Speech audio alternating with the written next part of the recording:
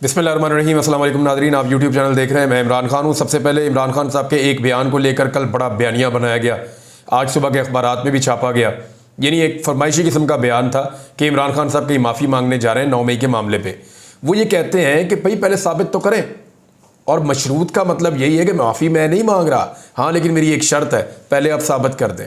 और साबित करने के लिए इमरान खान साहब कहते हैं सीसीटीवी फुटेज निकालें, दिखाएं पाकिस्तान तहरीक इंसाफ के कौन से रहनुमा और लोग जलाओ घिराव कर रहे हैं, मैं उनको पार्टी से भी निकाल दूंगा और फिर हम माजरत भी करेंगे।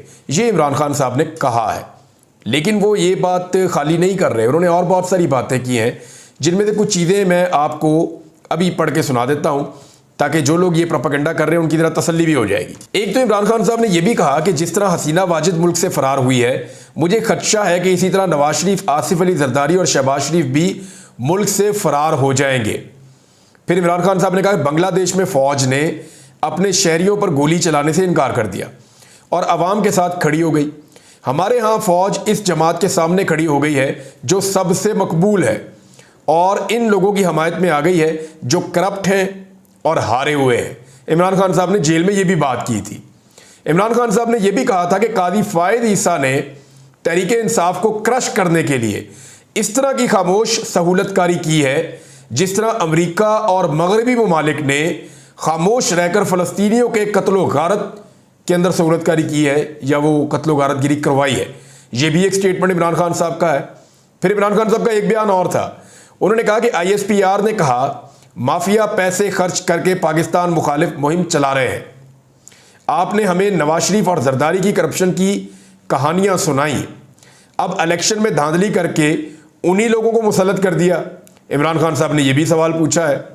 तो और दीगर बहुत सारी चीज़ें इमरान खान साहब ने कही और उन्होंने ये भी कहा कि मेरा नाम भी डालें ECL में और बाकी सारियों को भी नाम भी ECL के अंदर डाला जाए।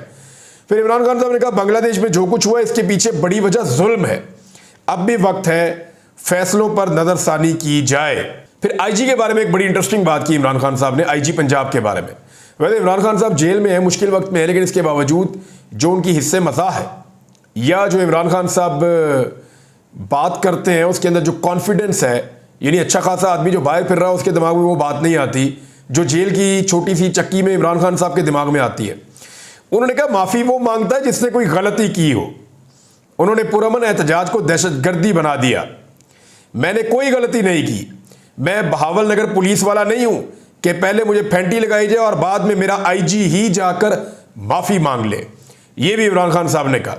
उन्होंने कहा 9 मई को मेरे साथ ज्यादती हुई है, मुझे गैर कानूनी तौर पर रेंजर ने गिरफ्तार किया, मेरे वर्कर्स पर तशद्दुद हुआ, मैं मुल्क का साबिक वजीर आजम हूं, क्या इज्जत सिर्फ आपकी है?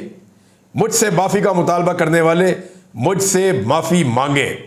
फिर इमरान खान साहब ने कहा कि DG साहब, ये DG ISPR को कहा, जिल्लत और इज्जत अपने अमालों से मिलती है। PTI की मकबूलियत में इजाफा हो रहा है और आप पर तनकीद में भी इजाफा हो रहा है।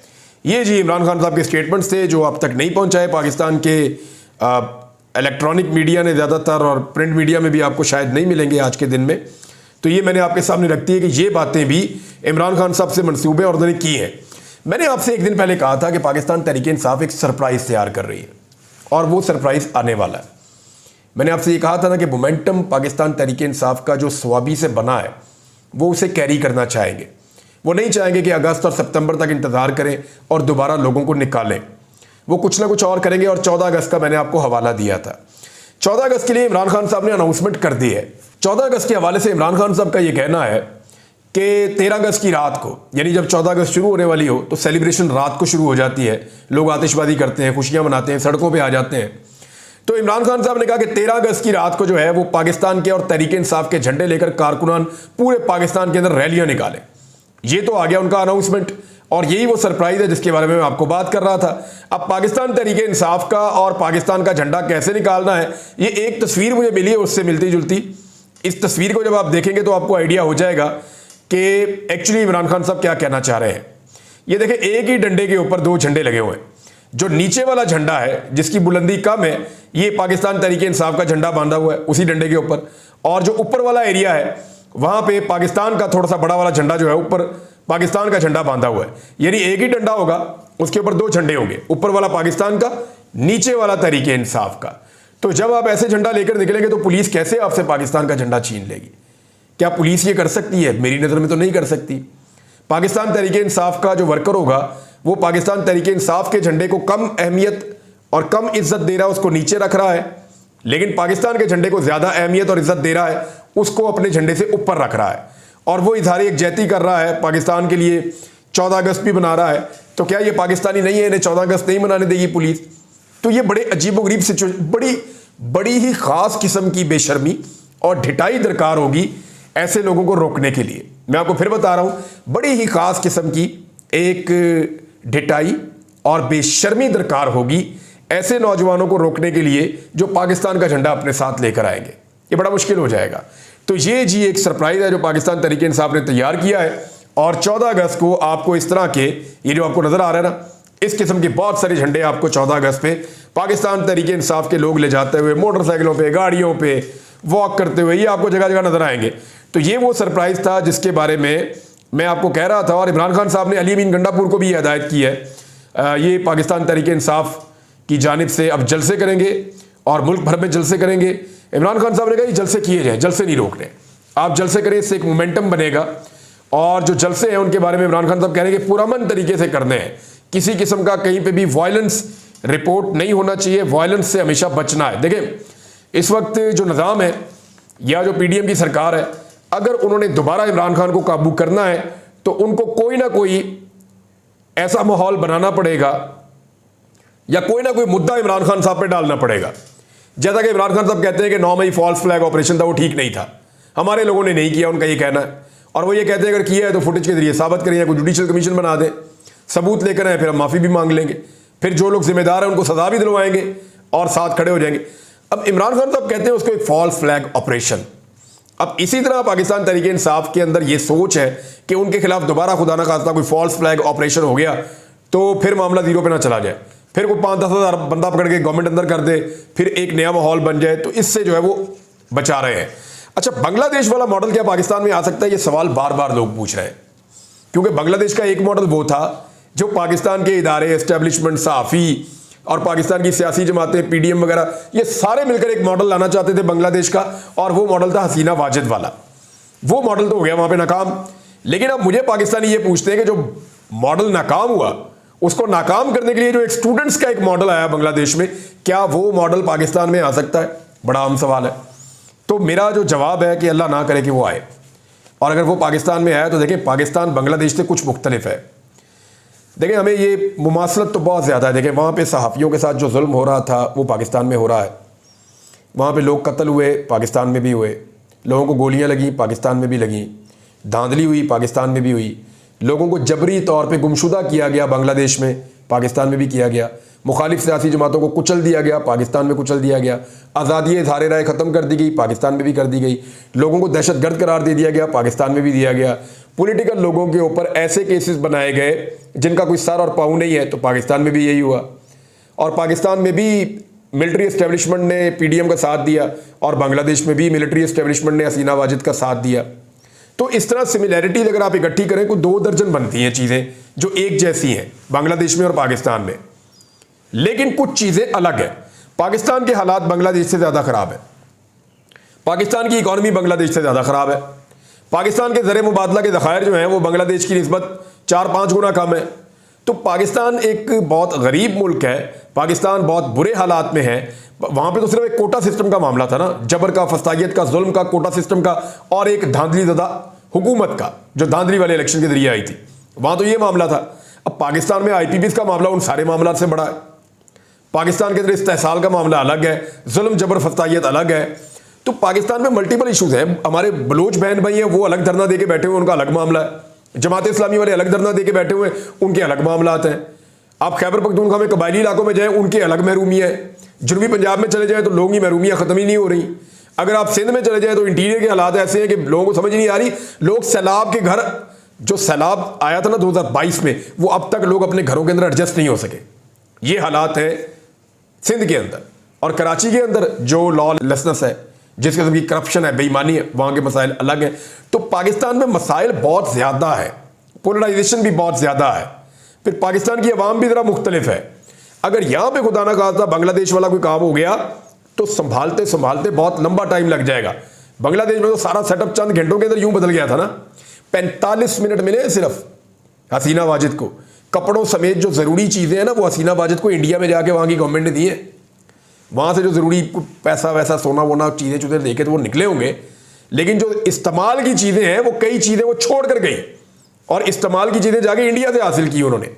और आज जो है वो सुप्रीम कोर्ट बार काउंसिल जो है बांग्लादेश की, वो ये कह रही है कि इंडिया वापस करे हमारे मुल्जिमान को, हसीना वाजिद को वापस किया जाए, हमने इसको सजा देनी है। और लोग जो है वो एयरपोर्ट से भागते हुए पकड़े जा रहे हैं। वो 20 बंदे हसीना वाजिद के आसपास के मार दिए, वजीर मार दिए वहाँ पे लोगों ने, और लोगों ने खुद भी बड़ी कुर्बानियाँ दी हैं। 400 लोग तो अभी आखिरी हल्ले के अंदर उनके बांग्लादेश में जो है वो जाँ बहक हो गए। मुमासलत बहुत ज़्यादा है, लेकिन अल्लाह ना करे कि पाकिस्तान में वो हालात हों, क्योंकि पाकिस्तानी जो है वो बड़े ओबीडियंट और बहुत अच्छे लोग हैं, बड़े अमन पसंद लोग हैं। पाकिस्तानी सिस्टम के अंदर बिलीव करते हैं और इलेक्शन के ज़रिए तब्दीली लाना चाहते हैं, लेकिन इलेक्शन के ज़रिए अवाम जो तब्दीली लेकर आई उसके आगे बंद बांधा हुआ है। अब वो बंद जो है उसको मजीद मजबूत करने के लिए कभी ये कानून साजी, कभी वो कानून साजी, कभी ये वाला पर्चा, कभी वो वाला पर्चा, कभी इसको अंदर करो, कभी वो बोले उसको अंदर कर दो, कभी, यानी हर किस्म के हथकंडे किए जा रहे हैं कि इस बंद को मजबूत किया जाए। अगर ये खुल गया तो हुकूमत बह जाएगी, हुकूमत बह जाएगी तो फिर वही हो जाएगा जो पब्लिक चाह रही है। लिहाजा पाकिस्तान के अंदर लोग स्मूथ तरीके से ट्रांजैक्शन चाहते हैं, अमन के साथ चाहते हैं, लेकिन लोगों के रास्ते में रुकावट डाली जा रही है। अब तलबा ने पाकिस्तान में अब स्टेटमेंट्स देना शुरू किए। मैं सोशल मीडिया पे देख रहा हूँ बहुत बड़ी तादाद में तलबा के मैंने बयानात देखे और वो वार्निंग दे रहे हैं इमरान खान को लेकर। वो ये कह रहे हैं कि इमरान खान को फौरी तौर पे रिहा किया जाए और जो मैंडेट है अवाम ने जो दिया था वो मैंडेट वापस किया जाए। अब पाकिस्तान के जो स्टूडेंट हैं उनकी भी एक तरह की तहरीक शुरू हो रही है और मैंने ज़्यादातर खैबर पख्तूनख्वा से इसका आगाज़ होते हुए देखा। जब बांग्लादेश से ये मामला शुरू हुआ था तो चंद तलबा ने बैठ के एक कॉलेज के अंदर ये बात की थी और वहां से उन्होंने पहला एहतजाज किया था। 30-40 नौजवान थे जिन्होंने सबसे पहले इसमें शिरकत की थी। फिर ये मामला बढ़ता बढ़ता इतना बड़ा कि पूरे बांग्लादेश में फैल गया। सारी यूनिवर्सिटी, सारे कॉलेजेस, सारे इदारे तालीमी इसके अंदर शामिल हो गए। अब इस वक्त खैबर पख्तूनख्वा की चंद यूनिवर्सिटीज़ और कॉलेजेस के तलबा ये स्टेटमेंट दे रहे हैं, पंजाब से भी आ रहे हैं और उनके ये स्टेटमेंट सोशल मीडिया पे आ रहे हैं और वो ये वार्न कर रहे हैं कि हमारी बात रियासत पाकिस्तान माने, इमरान खान के ऊपर झूठे मुकदमात हैं उसको रिहा किया जाए और साथ ही वो मैंडेट की वापसी मांग रहे हैं कि अवाम ने जो मैंडेट दिया हुआ है उसका एहतराम किया जाए। अब इससे पहले कि तलबा के मुतालबात बढ़ते जाएं या ये बात आगे बढ़े, रियासत को होश करनी होगी, होश के नाखून लेने होंगे। चीज़ों को जल्दी के ऊपर तेल नहीं डाला करते, रियासतें जो है वो पानी डाला करती हैं और वो कोशिश करते हैं कि मामला कूल डाउन हो। अब यहाँ से एक नया इम्तिहान हुकूमत का शुरू हो गया है। देखते हैं कि तलबा की तहरीक जन्म ले सकती है या नहीं ले सकती, और क्योंकि लोग बहुत ज़्यादा इसके बारे में सवाल कर रहे हैं। मेरा ये मानना है कि ऐसा होने से पहले ही चीज़ें इंशाल्लाह दुरुस्त हो जाएंगी और इसकी ज़रूरत नहीं पड़नी चाहिए, क्योंकि हमारे यहाँ पे किसी लड़ाई का शुरू होना बहुत आसान है, उसका ख़त्म होना बहुत मुश्किल, इसलिए बहुत पोलराइजेशन है, अलग अलग ग्रुप्स हैं, लोगों के पास बहुत वेपन्स हैं, हर इलाके का अपना अलग मिजाज और अपने अलग मसाइल हैं। फिर लोग लड़ पड़े तो लोग कहेंगे हमने अपना हक लेकर छोड़ना है, और सबको तो हक नहीं दे सकेगी रियासत, हालात ऐसे हैं। बहरहाल ये मैंने आपके सामने रख दिया। असद कैसर साहब ने एक इल्ज़ाम लगाया, उन्होंने कहा जी कि मुस्लिम लीग नून चाहती है कि मार्शल लॉ लगा दे, लेकिन मुस्लिम लीग नून की तरफ से एक बहुत बड़ा एतराफ़ जुर्म भी आया है और ये जो एतराफ़ जुर्म है ये मियाँ जावेद लतीफ़ साहब ने किया है।